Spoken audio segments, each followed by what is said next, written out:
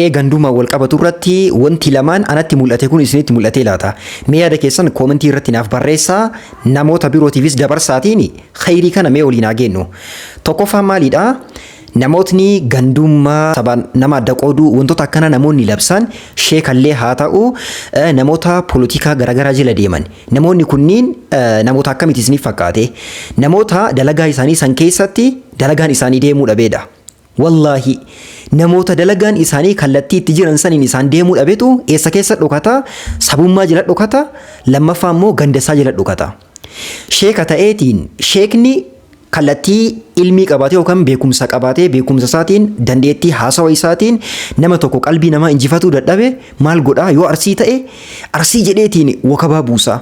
Warri arsii gara isaa gora, warri kuwwan ammoo irraa gora.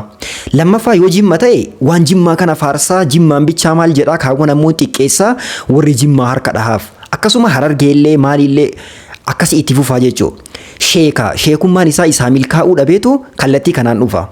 Lammaffaani namootuma poolitikaa keessa jiran ka kallattii poolitikaatiin nama injifatuu dadhabe yaada isaatiin nama ka injifatuu dadhabe maal fayyadamaa? Saba jala dhokata. Lammaffaa immoo ganda garaagaraa jala dhokata. Inni lammaffaani namootni miidiyaa kanarratti gandummaa fi sabummaadhaan namoota adda qoodan namoota akkamiiti? Namoota qe'ee isaanii keessatti illee nama adda diiguudhaan beekamanidha. Amaariffaan aqqaaxaarii ka jedhamu jechuudha.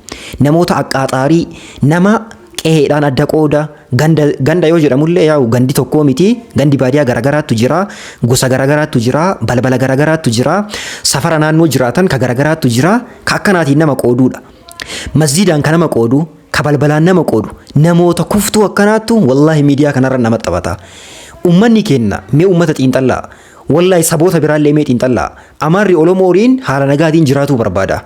Kakkan jiraanne dhoorgu eenyu namoota poolitikanyaa fi namoota maqaa amantii jala dhokataniitiin kallattii kana ummata wal nyaachisanidha. Akkasuma Oromoollee ta'eetiin namni ummanni Oromoo kun nagaa wajjin jiraatuu barbaada. Eenyutu wal nyaachisaa jira? Mee xiinxallaa? Harargeen Arsiin jibbu, Arsiin Jimmaan hin jibbu. Akka wal jibban taasisu ka jibbaa jidduu isaanii naqoenu namoota takka lama namoota amma yookiin sheeka yookiin ammoo poolitikanyaa wahiiti yookaan duriyyee wahiiti namoota akkanaatu kallattii irra jiru irratti wanti wahii isaa milkaa'uu dhabeetu akkana wal nyaachisa. Yaa uummata keenya an arsiidha. Wallahi saba kamuu ganda kamuu rabbiif jedhee sin jaaladha. Namoota xixiqqoo kamataa xixiqqoo ka yaada xixiqqoo baadhataniitiin walii gad deeman haa dhiisnu walaa jaalannu. Assalaamu alaikum warahmatullahi wabarakaatuh.